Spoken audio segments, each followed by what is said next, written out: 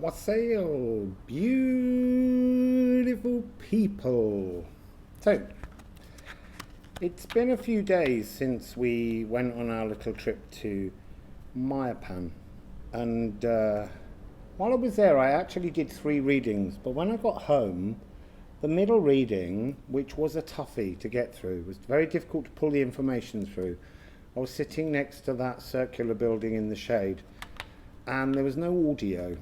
And so I thought, well, we'll just put out the first 2 messages and we'll leave that one to percolate. And it's been percolating, and then there's been lots of different signs that have been coming forwards that's to do with skulls.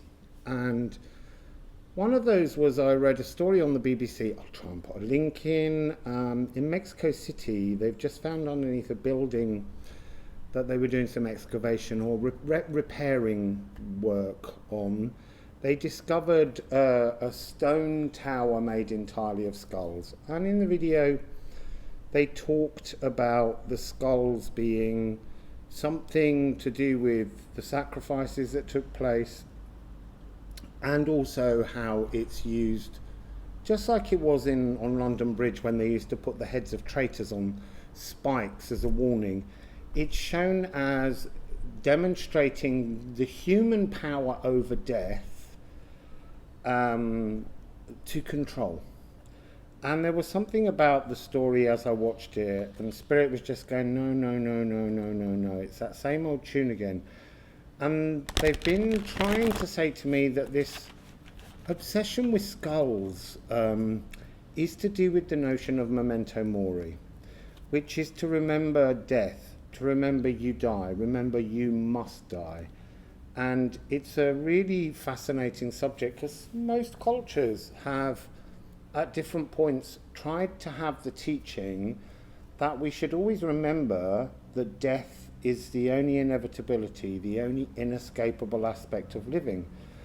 And by acknowledging and facing the fact that you must die, you actually don't go into mañana, tomorrow syndrome, but you balance your books every day and you live your life.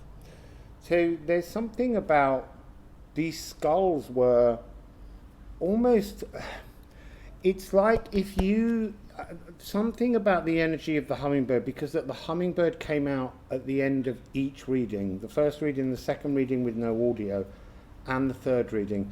There's something about the hummingbird visiting your skull that tells them you have been reincarnated, and then your skull is able to go into some kind of tribute wall or rack or whatever it is.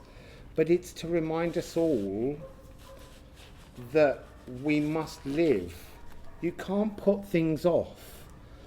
There's also the Dutch painters in the 16th, 17th century used to paint the vanitas, which means the empty things. And it was often possessions of wealth and the transient nature of these, with hourglasses showing time and skulls.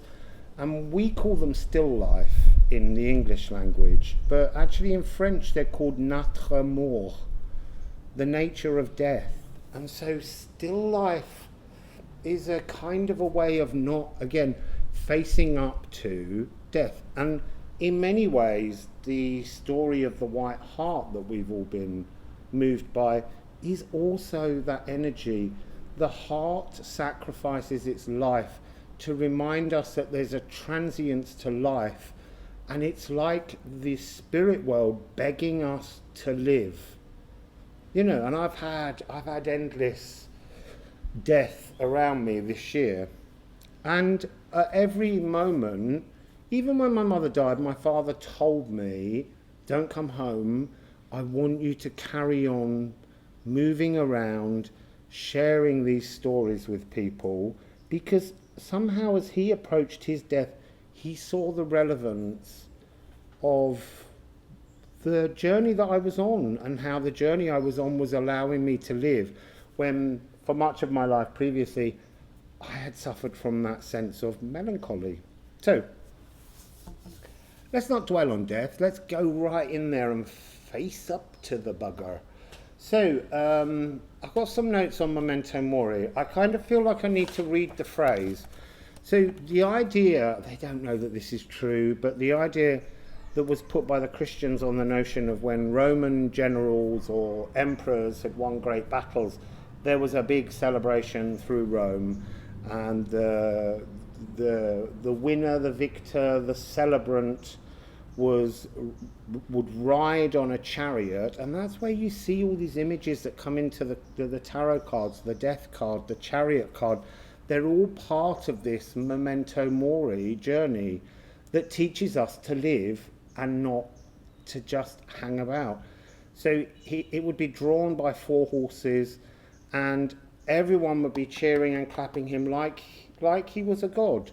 But behind him in the same carriage, they say, there was always a slave, and the slave it's the duty of the slave to whisper into the ear, respice poste, hominum tu esse memento mori. So, respice poste, look behind you, review all that you have lived. Hominum te esse memento, remember that you're mortal. Remember this is impermanent. And then memento mori, remember you will die. You must die. Everything dies. Everything changes. There's no permanence to anything. And it's interesting that there's a Buddhist meditation practice which is called the Maranasati, which is death awareness. It's a very important meditation the Buddha taught. So it's there in so many different cultures. But today, I want to try and see if they will explain to all of you the funerary rites that I was picking up on in Mayapan. And I think it's part of an energy frequency that we've lost through the notion of war, conquest, and the belittling of other cultures, creating myths around other cultures to make our own presence feel more connected to the world somehow. So, I have got, once again, I've forgotten what they're called, the Motherpeace round tarot deck that I've just bought. Actually, before I shuffle them, let's have the bells, Pluto's bells. I kind of want to say Pluto's livers, kidneys and spleen. And spleen is connected to melancholia, and that was one of the medieval humours. Black bile, melon, black, cholia, bile. And when you had an excess of black bile, it would bring about a sense of depression. And that's that notion of not living, not facing the reality of the inevitability of death and living your life. And I kind of want to say that it's like the white heart and the world at the moment is asking us all with the pandemic to just look death in the face and go, okay, so you're there, but you're not going to stop me from living. I'm going to engage in life and I'm going to live. So we've all got to face that fear, because it feels to me that in the last century or more, we've become fearful of death. I mean, up until the Victorian period, Queen Victoria, she wore little Memento Mori rings to remind her of her husband. And they have little tiny skulls and they're beautifully bejeweled. People carry Memento Mori coins. And as I say, Mexico has the Day of the Dead when they remember their ancestors. They remember how fragile life is. But by remembering the fragility, you learn. And actually, I did create a line just now, which is cowardice is the poison ivy that chokes the tree of life through the fear of death. So cowardice is the poison ivy that chokes the tree of life through the fear of death. By embracing death, you live. If you fear death, maybe it comes and knocks at your door quicker. I don't know. Anyway, I thought it was an insect on me, but actually it's just layers and layers and rivers of sweat. Just have a little sip of drink while it's still cold.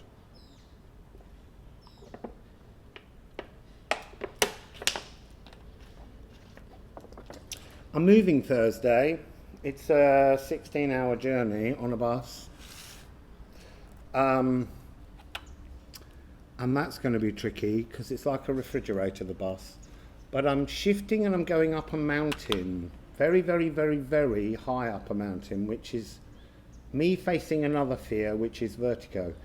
And especially I have a fear of mountain roads. But I'm going to do it. I'm going to go up there. The air will be there very, very thin. Breathing will be more complicated.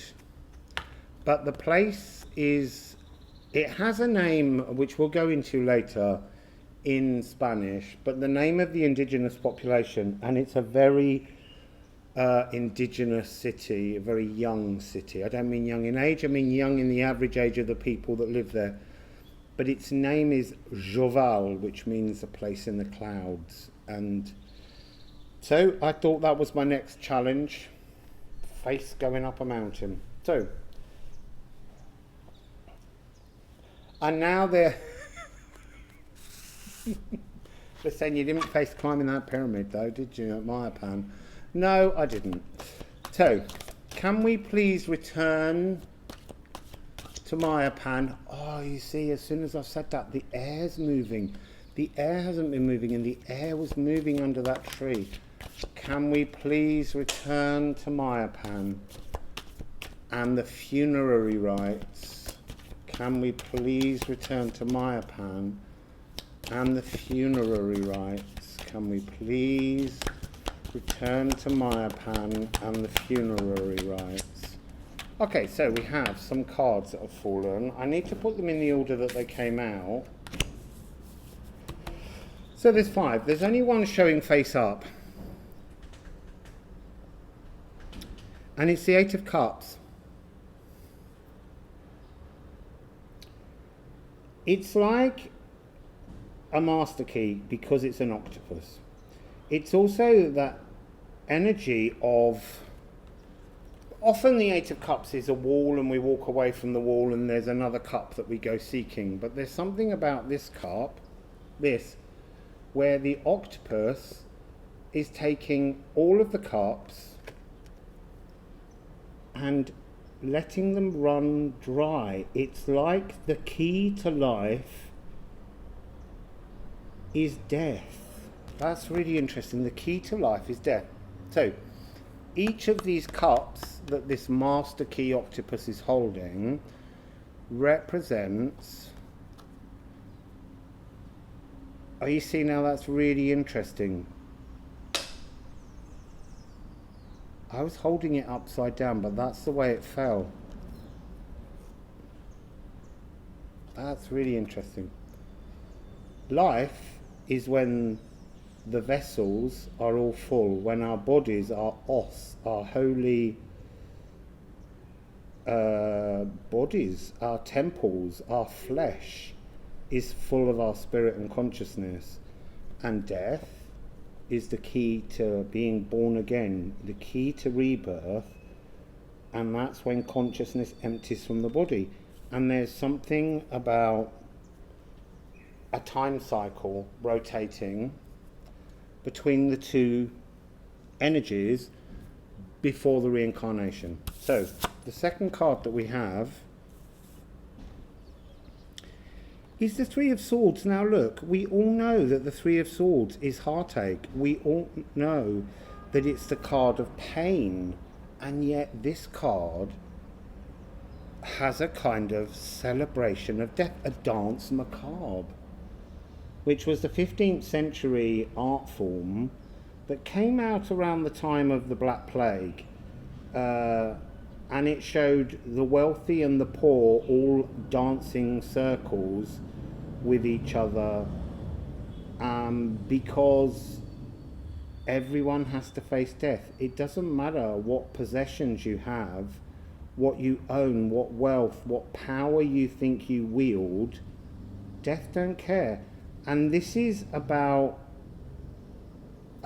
celebration around death, like the joy that your loved one is moving to spirit on their journey through the underworld, because there was a depiction of the underworld there, but through a journey of the underworld to be reborn.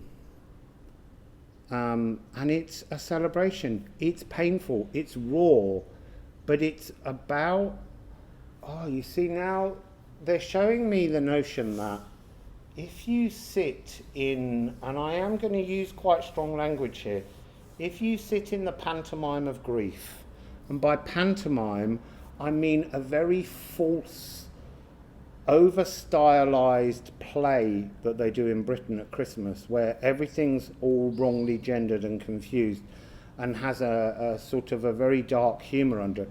If you sit in the pantomime of grief, you lock that energy of grief into your muscles as cellular memory. If you celebrate, if you dance, if you sing, if you move, if you become engaged in, they're just saying pleasantries, they're not trying to make it something pantomime-y on the other end of the scale, but if you celebrate the life of another, if you dance with spirits, if there's all kinds of rituals, and if you can do those, you stop the grief from becoming a trauma locked in your muscular memory that rises back out. Fascinating. So we've got two cards together next.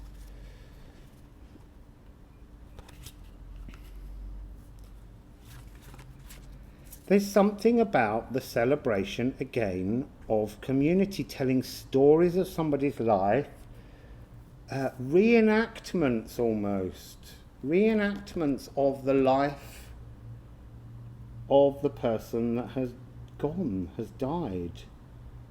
This is about recounting. It's like a wake, a ritual. They stay awake, they dance.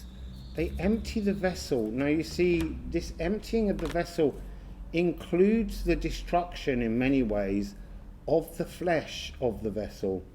I was shown at the beginning of the video, 3 vultures appeared and they circled over one of the pyramids that doesn't go all the way to a point but has a large platform. And I was being shown the visual of carrion birds, vultures, picking the flesh from a body.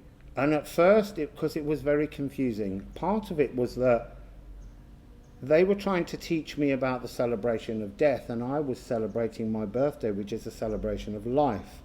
So there was a confusing energy that was within my own state of being.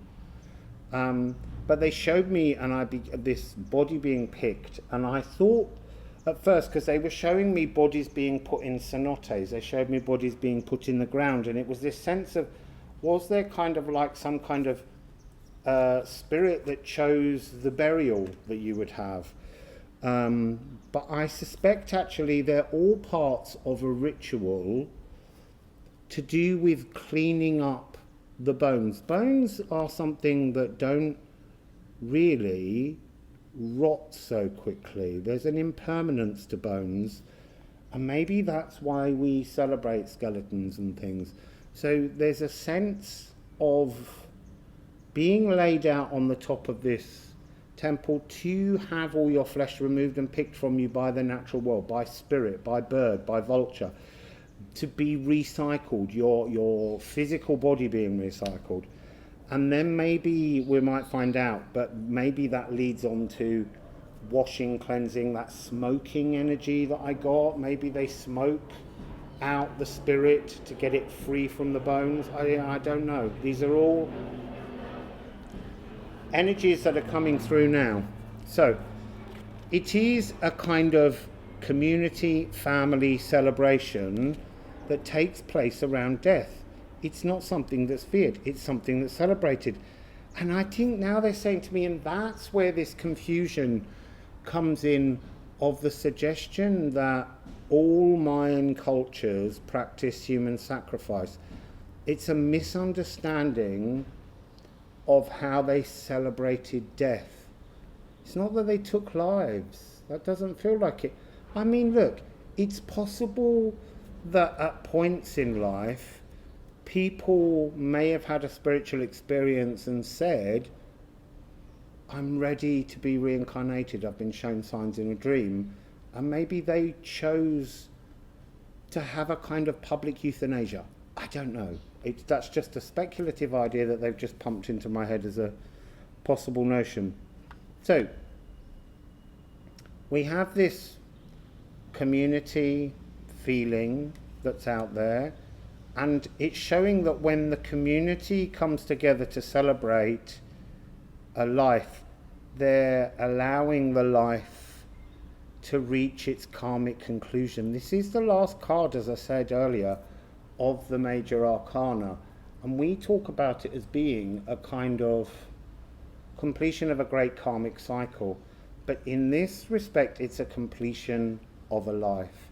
You know, the death card that comes halfway through the journey at 13 is a reminder that death stalks us all throughout our life. And do you want to take the skeleton by the hand and walk with it, knowing that when he's ready he'll tap you on the shoulder and say it's now? Or do you want to just keep running away and living in a frequency of fear that's not the true value of the life you could lead if you can accept the inevitability of death at some point? So this is just coming over as a card. It's almost like this is the death and rebirth card.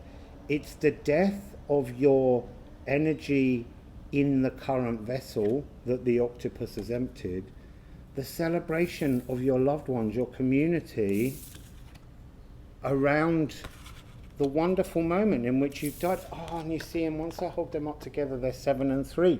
Again, a completion and a new beginning. It's to continue the dance of death, the dance macabre, is when you celebrate, you know, all this doleful, mournful hymn singing when someone dies and all this weeping. That doesn't help spirit to move forwards. My brother came to me once. My parents were never able to, and I understand, to accept my brother dying when he was 23. It's a very difficult thing for any parent to lose a child. It's a difficult thing for a sibling to lose a sibling. But there was something about my ability as the sibling was less traumatic. I was just left alone as the only sibling, the only child. And yeah, it caused all kinds of problems in my relationship with my parents, because they no longer knew how to react properly to my freedoms and my desire for freedoms. But my brother came back, and it's in a video on here that was the 2nd of the 2nd, 2020, because that was a palindrome year. And he just said, you have to let me go. You have to stop thinking that all I am is those 23 years of life that I lived with you. I'm spirit, and I'm hugely powerful. But I'm more powerful to you if you allow me to be spirit and think of me as the hummingbird. What life will we share together next? Not what have we lost now, but where are we heading to? And that has always been a really amazing message for me. So, what's the last card? 2 of discs. Not seen this one, but this one's got energy of creator, creatrix, mother goddess, holding twins, and there being a 2-headed snake. It's snake wrangler energy, talking about, it's drawing out, it's talking about this is like a new theme. This is talking about the creation of a new world, a new energy grid. It's fascinating.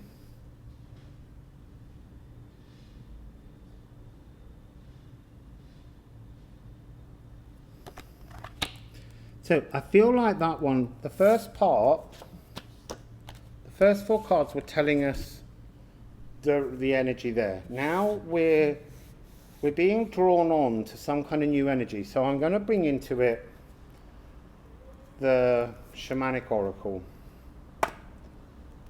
It's very much this snake wrangler goddess, the unnamed goddess. I call her unnamed because it's exactly the story I just told you about my brother. All the while he's my brother, he's named and he's labelled and he's less powerfully energetic in the other world.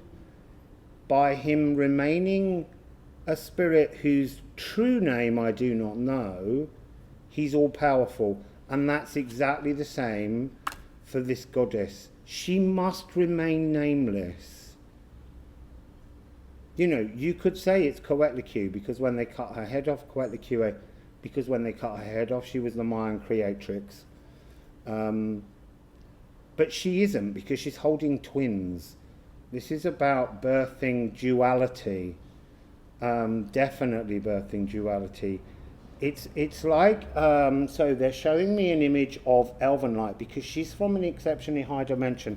Sorry, I didn't finish my point there, but they're throwing energy into my head.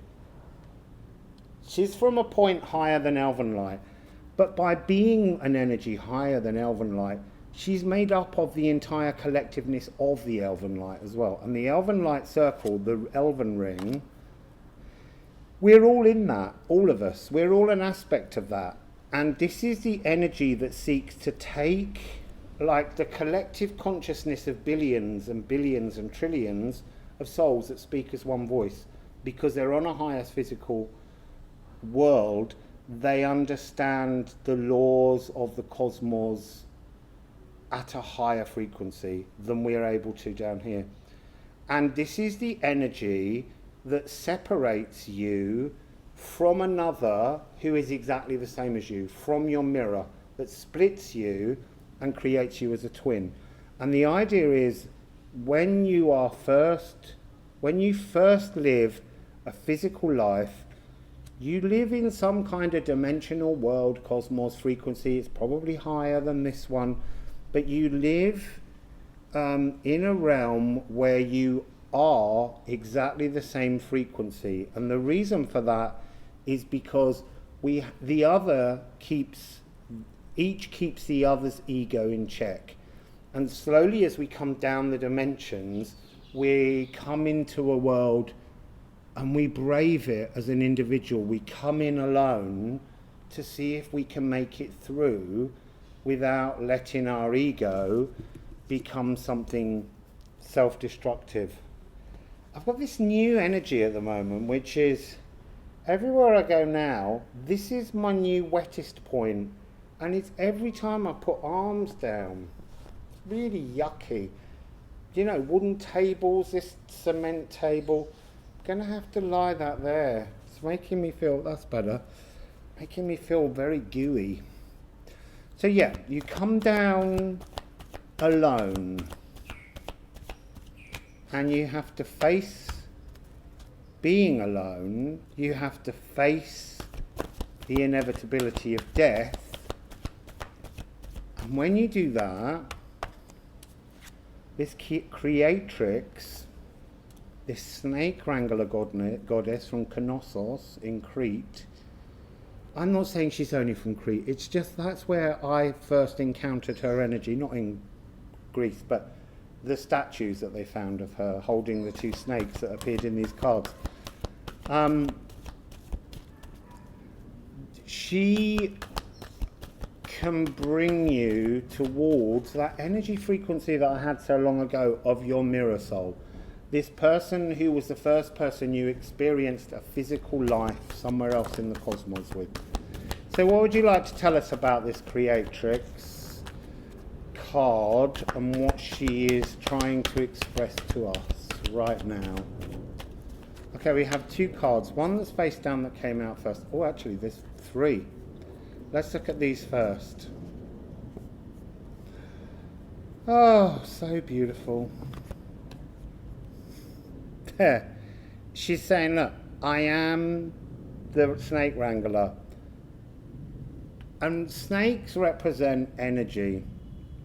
So she can wrangle you together, she can wrangle you apart. She is the controller of energy.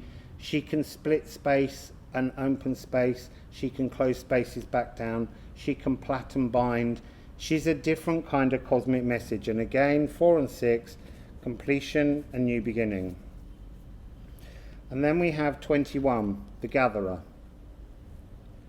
I feel very much that this is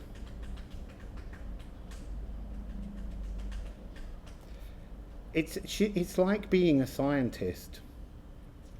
It's like the energy of Mary the Jewess. It's bringing together atoms, large and small, sculpting them together and creating the vessel, the vassal, the os, the holy flesh temple, into which spirit can be put. And we have the taming of the wind. It's almost like not the taming of the wind, but the taming of spirit. She has the ability to tame spirit because she's such a high frequency. And when I'm saying she, I want you still to remember that we are all part of her in some way, but we can't comprehend that because we're so singularly amassed within her frequency that we appear as one. But she creates the taming of spirit to place it, to gather spirit into the vessel. She's bringing these two cards together just as she's binding these two snakes together. It's just an energy of creation. But that creation has, they're giving me like a time limit, a clock on it. It's only for a fragile space. And that's why we're supposed to choose to live. So the other card that came out, and the only one facing upwards, is the sorcerer. It's really, it's not so much the sorcerer as sorcery. It's 12 frequency, and it's saying that the snake wrangler energy, the nameless one, comes in, puts spirit into flesh, creates spirit into flesh, and life force, the sun, is in there. And there's a whole series of other planets moving through as music of the spheres, but it's locked in. It's locked in, tick-tock, tick-tock, tick-tock, tick-tock, until the time when it needs to be released at 13 frequency. I'm not saying that we don't get a 13 frequency of creativity. That's part of it. What I'm saying is here the 12 frequency is locked into the structure of our atoms and molecules. It's a really beautiful message, really. I don't know where to go. I'm just kind of staring. I need to dab my face again. I'm hoping that when I move, there will be somewhere comfortable, because the temperature will be lower. But, you know, there's cooler places inside the house. But because this is such a hot city, the interiors of buildings are shady and dark because you don't want to let sunlight in and make warmth. But it just means I'm a bit tired of being in dark, grainy videos. If I sit out here on the terrace, it's so humid. I think I'm just going to go with these for the moment. I want to shove in my runes. Oh, you see, I do really. I just need to put a rune energy on the end of that first message, because I want to try and steer us back, if Spirit will let us, to Mayapan, because that's the reason for the message. I know we've had one a little bit, but I really want to go into the message of the belief in the Mayans in reincarnation and the hummingbird. But for now, do you have runes, any frequency that you wish to just close off this first part of the reading with? There's a lot of car horns getting angry out there.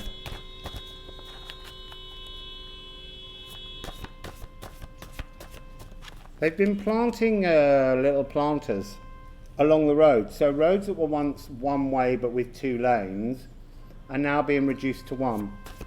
And there's a lot more traffic slowing down and frustration out there in the city. So, do you have a message?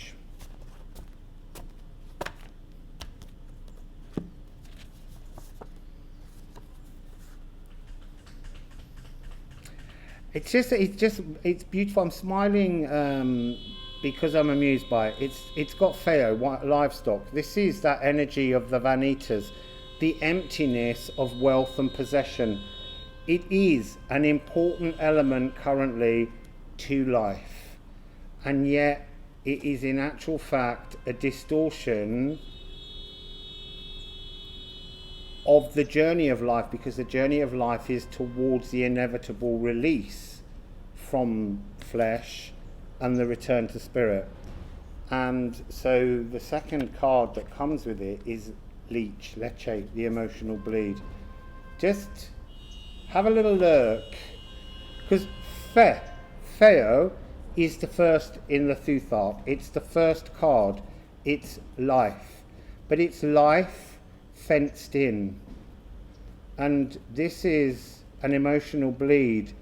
This is the point. It's almost the point at which we die, and our spirit is the emotions that bleed back out of the vessel. You can see that just this small change coming down in this direction, and then this lower one tipping down or turning round, and actually just diagonally tipping down to here, creates the frequency of release of spirit to give us. It's almost like that's a completion in itself. That's a completion of life, to live and to die. How beautiful.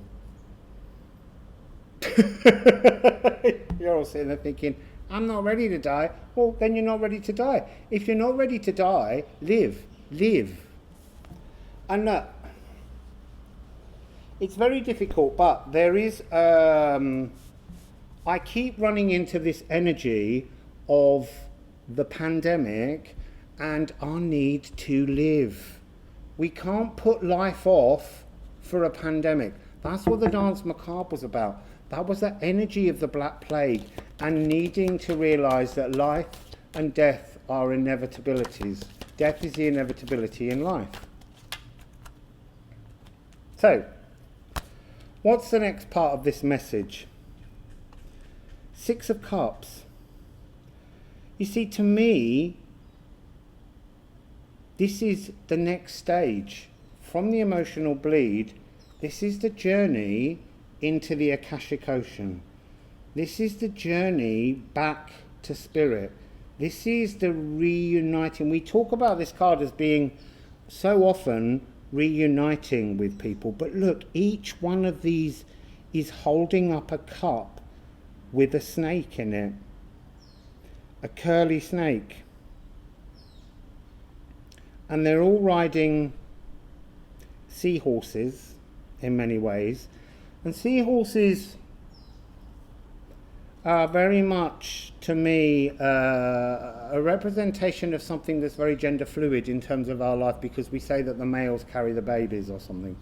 So there's something about both the vessel and the consciousness being gender fluid, or of no gender, being of spirit, but how when we're locked into this living, I'm looking for a word like prison or cage that's not so horrible, but safety box, or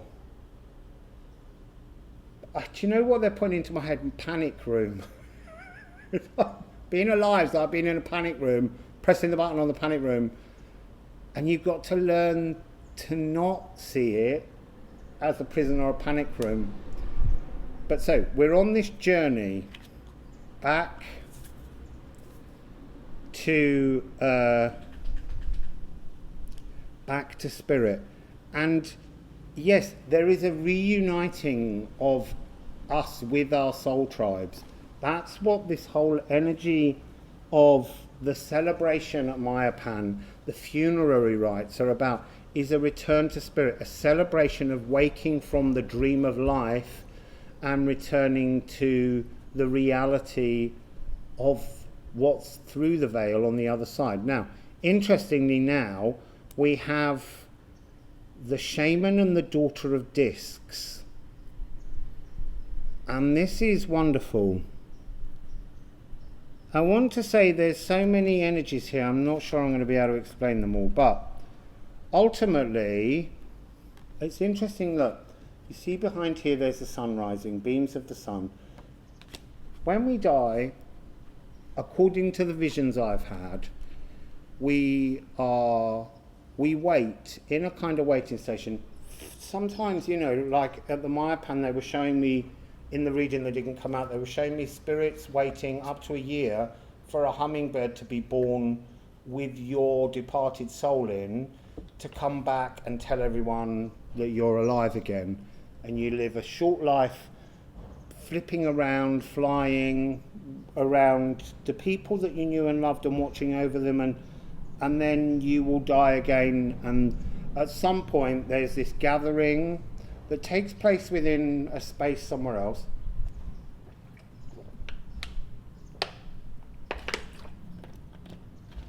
And there, they are some kind of world bridge of frequencies. They're sound healers, they're Hathors, whatever they are, there's many names. But there are these guides, and they sing the songs of your life. They emotionally bleed through music and frequency the stories of your interwoven lives. They untangle all of the souls so that you can be reprogrammed through song to be new vessels to fill up for another life. It's really interesting. So you have that is the energy that I'm being shown with this Shaman and Daughter of Discs. The Shaman being the guide that comes to heal you. Look, the guide's coming in on the horse just like everyone was in the Six of Cups. But also there's something about how in the end, after the healing, you are alone in your own space, whereas here you're still with your tribe, but you have to be cleaned up entirely. And they're saying to me, this is just exactly how you have to clean up, how the ancients cleaned up the flesh of the body. They washed the bones. I think there's an energy of them smoking, burning to cleanse them as well. And then, so what are we missing? Water is washing. No, air is picking off the flesh. Water is washing. Oh, the burial is at the end. It's staring at me in the face. The majority of your skeleton will be there, and maybe your skull is the one thing that's taken and placed somewhere else. And your skull is the thing that waits in an altar that your family can visit throughout the period of time while you wait for a hummingbird. So, and part of the energy that I need to express to you all is that I got that sense moving around, because in both places, both in Chichen Itza and in Mayapan, there was, oh look, there's the eagle that she has. Spirit watches over this whole thing because it's a ghost dance. I'm not going to look at what the bottom of the next one was. I want to shuffle. I did just look, it's corn. I knew it was that. Could see corn before I even picked up the deck. Because it's about a celebration, a regrowth, a flowering, a planting, a renewal, and maize being that magic energy.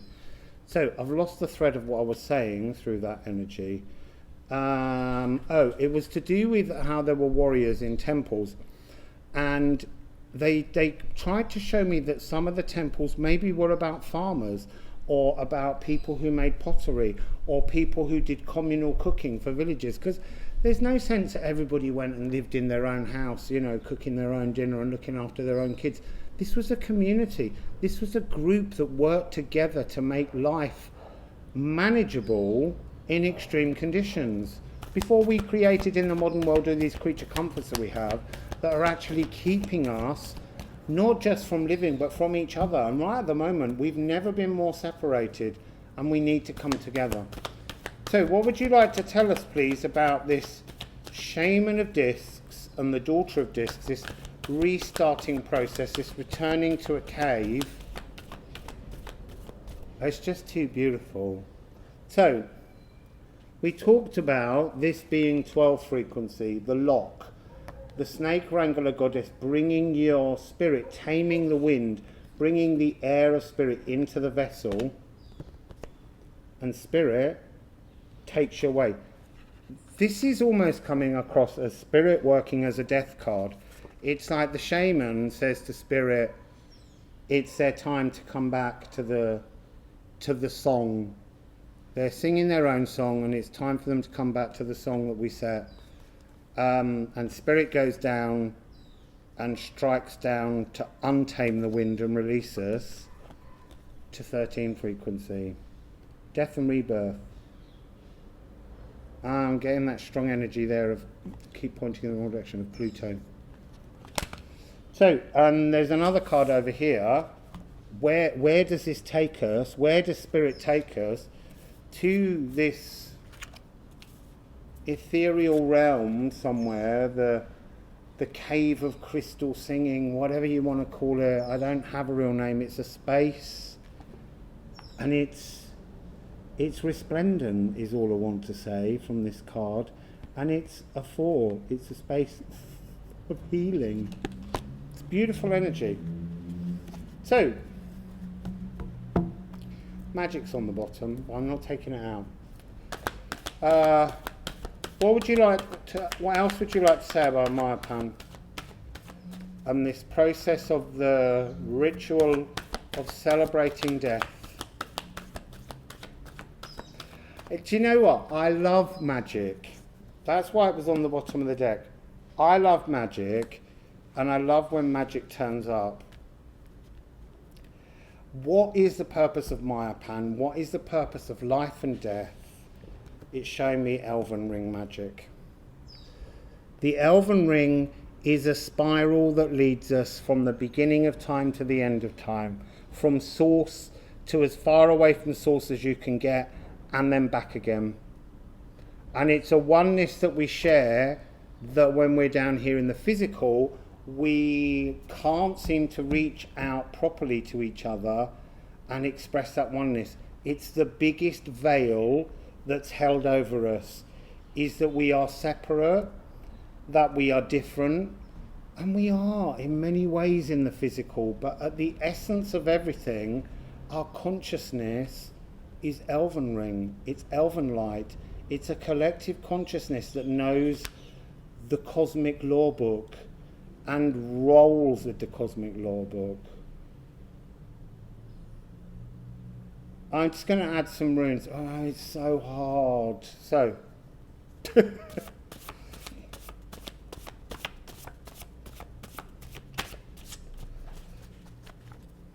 remember death so that you might live, is what I just want to say. I'm going to have to do a tarot shuffle, maybe.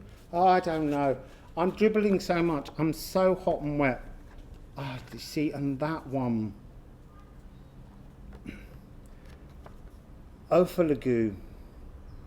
What was it? The leche is to bleed back out into the cosmic ocean. But Ophilagu is to cloak, the overmantle that separates us all from each other. And we can gather a whole series of these different overmantles to remind us of the different frequencies, the archetypes that exist that make us feel as though we're all different to each other. And you can have your spiritual egotism.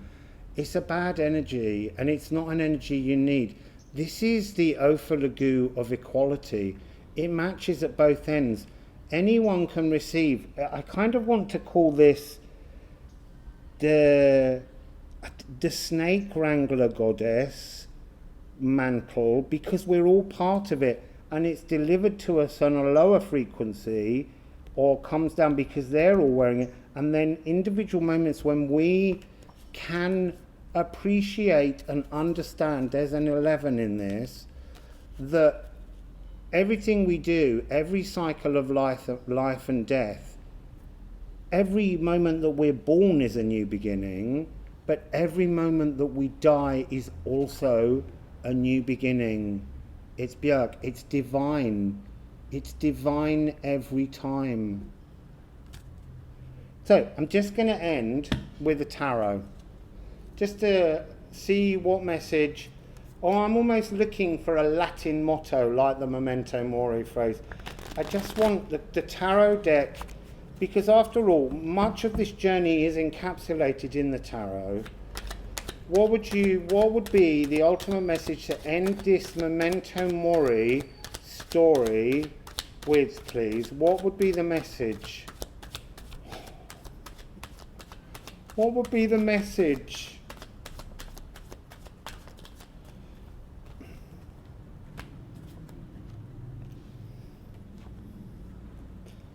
It begins with the Emperor, and that's interesting because the Memento Mori message, to remember, even when you think you're a god, even if your spiritual egotism becomes too much and you begin to think you're more special than anyone else, listen to the voice that's telling you to look at your own past, look behind you, to remember that you are mortal, and to remember that death will come to all of you.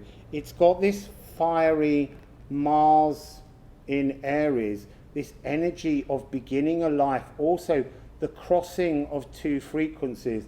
That's very much that snake wrangler goddess energy. But it's also this Queen of Wands. This is all about fire. This is all about the spark of life, the energy of flame to burnish and lock us into our vessel somehow, our spirit being wind, locking into the earth through flame. We have that wonderful Queen of Wands, who is like the divine energy of holding back spiritual egotism, maybe is what I want to say. I feel like she needs to be here. No, it's the other way around. That's the way around it needs to be. That's the way they came out. So you can have this moment, this Emperor moment, this moment when you feel divine. And this has got double Aries in the background. It's got that energy of the mirror soul, the splitting apart. It's almost saying to you, try and remember, look behind you and remember elven light. Remember the Ophalagu. Remember that we are all equal. Remember that we all come from the same place regardless. You can sit in an energy of false dominion, of believing, look, we're all an energy part of source. We've all got an aspect of God within us, and that's part of the double-edged sword of life, is that you can get lost in the belief, because you only witness the world through your own eyes, that you are God somehow. But you have to balance that with knowing that we're all God. So you almost have to be able to, you know, how many different countries have moments where we come together as equals because we are the same. We offer deference and respect to each other, and we've lost that in our society.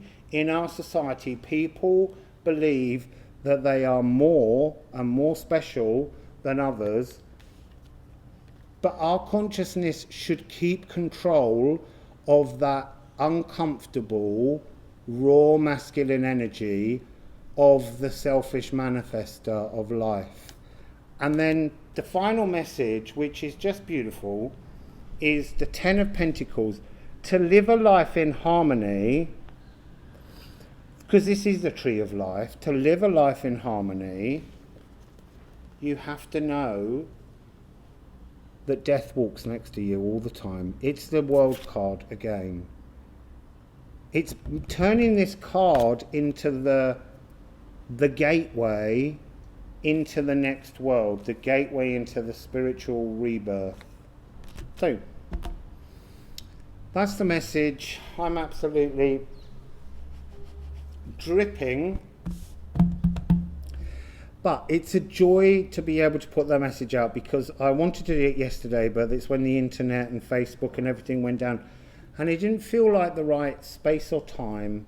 Today that felt very magical, very beautiful, and I trust that all of you can really think about the message here about not fearing death. Look, I remember when because as I said, my brother died when I was 17. And I always said it's really important for me to live longer than both my parents, because I've never really had a fear of death, because I encountered death through my brother very young, and I've always had the inevitability that life can be long or life can be short, but you never know. And if you have a fear of death, there's so many things you can fear doing. You know, people can say, oh, I don't like travelling on a plane, they might fall out of the air, but I could step outside the door tomorrow and get hit by a car. You know, anything can happen. Death can knock on our door at any point in life. And when my father died, I did congratulate myself on not dying before them, because I didn't want them to go through the pain of losing another child. And so now I'm free to walk with my mate Death just over my shoulder, and happy to show Death the life that I'm living and the joy that I'm having while living my life, walking ever closer to the inevitable gateway, because it will be beautiful when I get there. So that's the message from Mayapan and the Snake Wrangler Goddess. It's very strange that she came out again. I think it was inevitable with this deck of cards, but I wanted to do a separate reading on her, but she's part of this reading because, look, the feathered serpent, oh, and we've got that image. That's why I'm delaying and chit-chatting. Where's it gone? These are the two cards that talk to me about the energy of the feathered serpent that we see all over. There'll be something to do with 1646, but I'm not going to look it up now. But that's the energy of the feathered serpent, the dragon lines, the snake lines, the song lines that run around the world that are being retuned at the moment by the Snake Wrangler. So, Wassail, and I might do a reading before I leave, but obviously I've got to pack and things in the next couple of days. If not, it'll be from the place in the clouds where we next meet. So, Wassail, beautiful people.